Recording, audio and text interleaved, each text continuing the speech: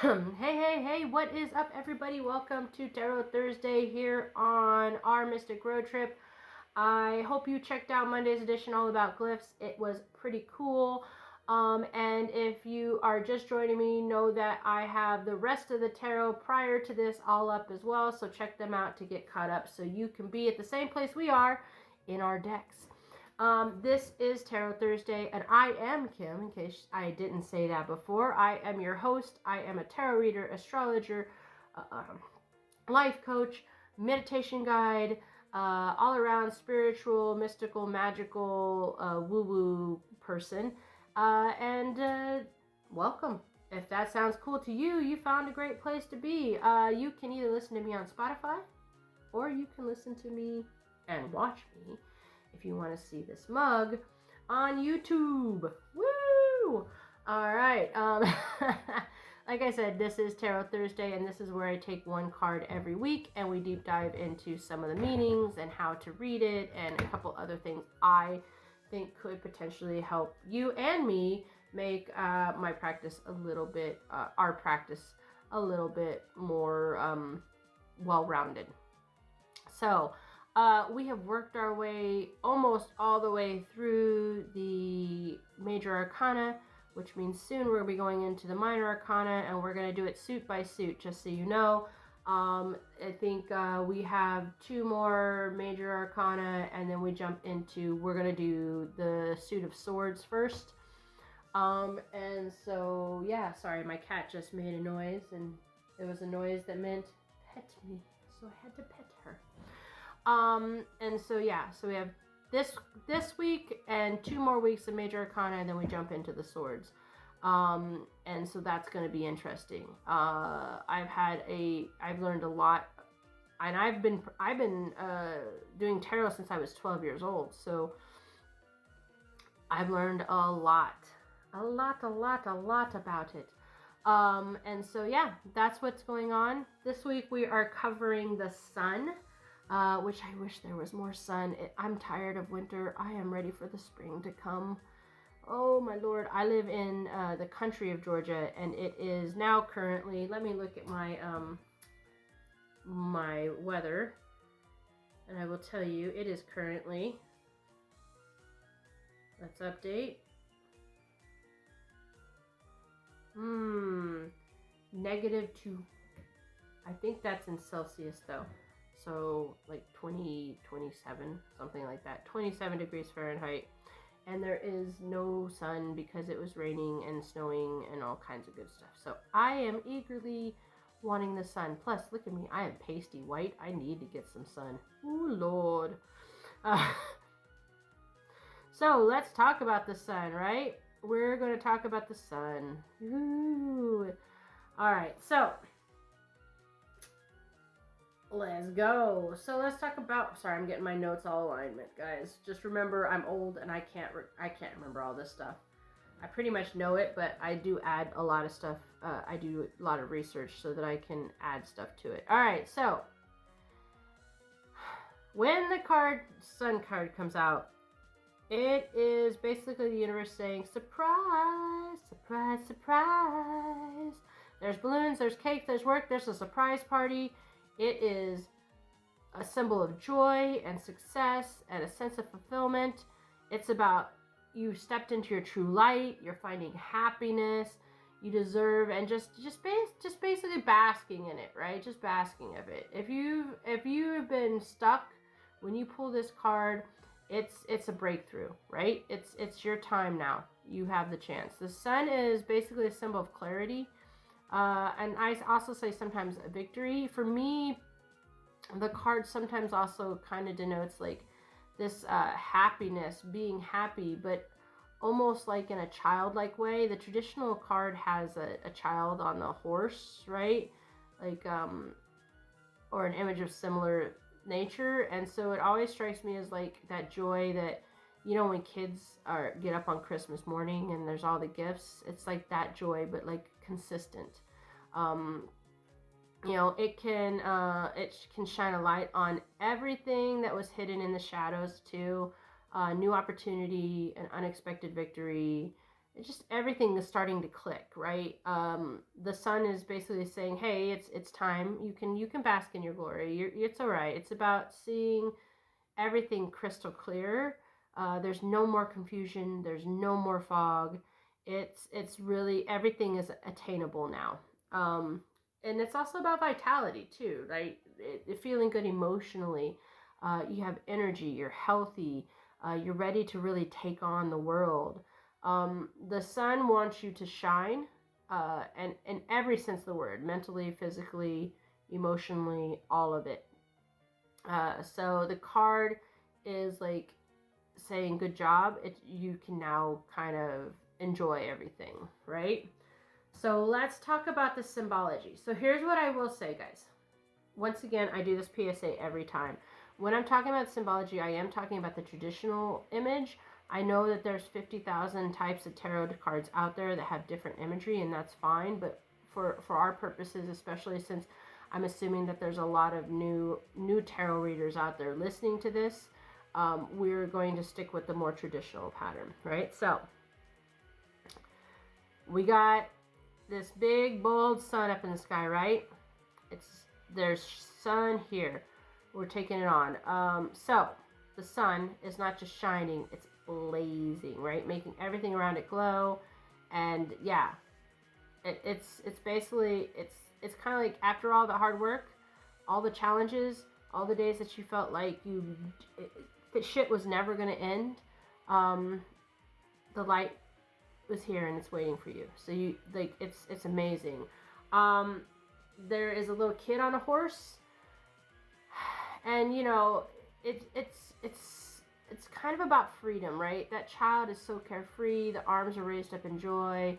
Their purity and innocence. It's basically kind of a reminder that sometimes the best way to live is to let go of all that baggage, the worries, the stress, the doubts, and really tap into that inner child.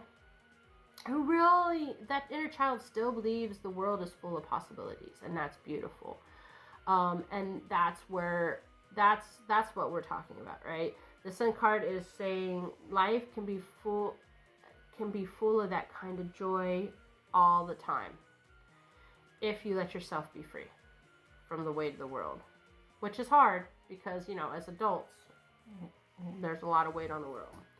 Okay, and so there's also the horse. The horse is movement, it's progress, it's power. You're not standing still, you're moving forward with purpose and speed and energy.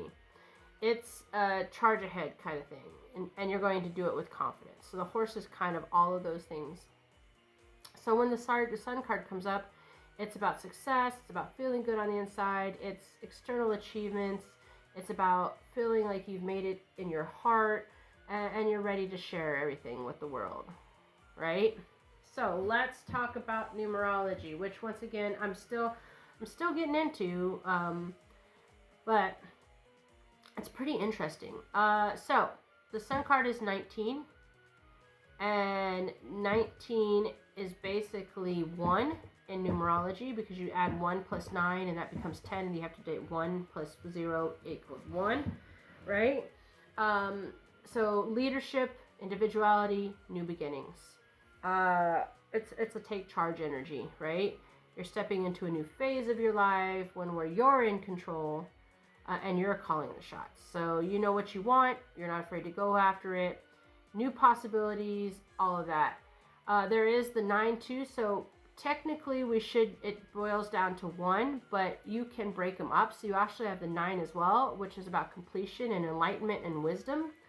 So you've been through it all. Now it's time to enjoy the rewards, insights through your struggles, and now you can just stand tall and really bask in the culmination of your hard work, kind of thing. All right. So in the end, if you look at both of those ways to look at it, it's about coming into your golden era. That's pretty much it, right? Everything's coming up roses. You're about to experience something big, fulfillment, something's going to pay off, life affirming, all of these things. It's graduation day, and the universe is saying, hey, you did it, good job. go have your life, right? It's you moving towards completion and clarity, and that's pretty cool, right? All right, now we're going to jump into how to read the Sun card. One more PSA, as always, I know that not everybody reads reverse the same way. Some people don't read it at all. Some people read it as slow moving energy like me.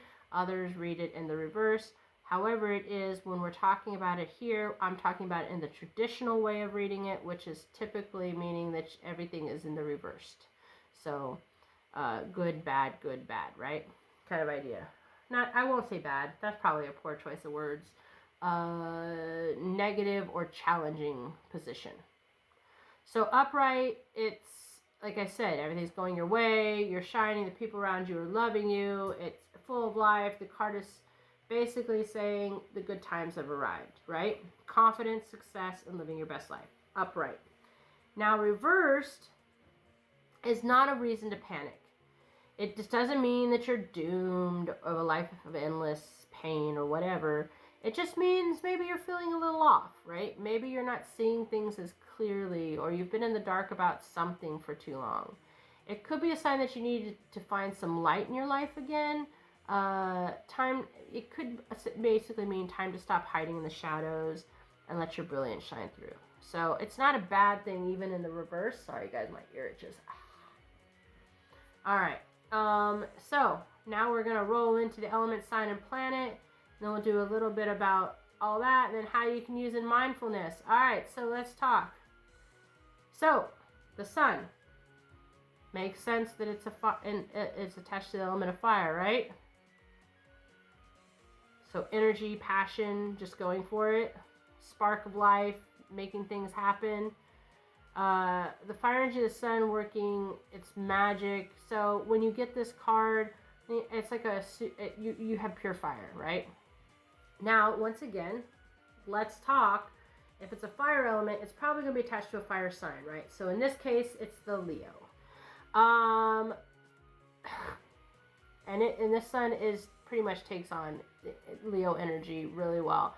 So bold, magnificent, larger than life. Leos are known to be charismatic. Their sense of self and their ability to lead with confidence is pretty profound. It's basically the connection with that, you know, the universe is saying, like, you know, channel that energy, right? So it's about stepping into your own power, owning your brilliance, doing everything with style, with your style, right? So if you have Leo somewhere in your birth chart, I would definitely check and see where it is, because that could be the area that maybe is going to have this boost. This is what I'm talking about, using the information I learn in different ways, right? So if I draw the sun and you have Leo in, you know, whatever, you have a Leo moon, right? Then maybe the area that this glow up is going to go in is going to be in your emotional area. And it's going to be how you communicate and how you love yourself, right? All right, so it would be silly if the planet that this card was attached to was anything but the sun, right? Right. So it is attached to the sun. And this is life force. It's life-giving, right? Everything orbits around the sun, which, by the way, is kind of like the Leo thing, right? Leos do have a tendency of thinking things need to rotate around them. It's not a bad thing. I'm just saying this is the solar energy. The card represents vitality, health, everything getting better, right? So when you pull the sun card, you're tapping into the life force of that energy, right? So just bask in it, bask in that glow, right? All right, so here's where these are the fun things for me. We're going to talk about crystals, herbs, gods, colors, all that stuff that's associated with this card. So the crystal that's attached is called the sunstone. This is literally the embodiment of the sun's energy. It's warm and radiant and joy, vitality. Sunstones help you connect to your inner light, and it can help remove any dark clouds. So maybe carry a sunstone in your pocket, wear it as jewelry, whatever. It could help you boost everything. If you're looking for an herb, St. John's wort, you can use it in teas. It is tied. It's great for mood lifting properties. It can clear away lingering sadness or negativity. And so brew up some, and let the sun shine in, Let the sun shine. Sorry, I'll stop singing. But if you're not into tea, maybe just take a bath with St. John's wort. You'd be fine with that too. All right, so now let's go to the god, Apollo. Shocker of all shockers, right? Pretty much, if I'm honest with you, when you're looking at the sun, any sun deity is going to be attached to it. I chose Apollo just out of a random hat kind of idea.